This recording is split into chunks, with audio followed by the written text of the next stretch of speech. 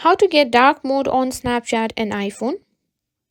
If you've been waiting for Snapchat's dark mode to finally arrive on iPhone, your wait is over.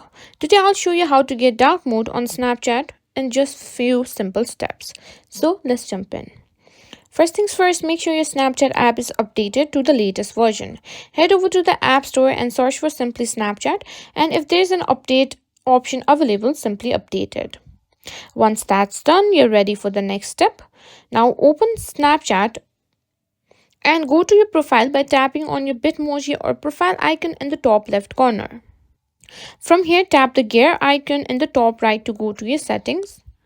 Now scroll down a little bit until you find app appearance, tap on that. Here, you can find 4 different options. To get or enable dark mode, simply click on always dark. And that's it. That's how you simply enable dark mode. And Snapchat will now switch to dark mode, making your browsing experience a lot easier in the eyes, especially in low light conditions.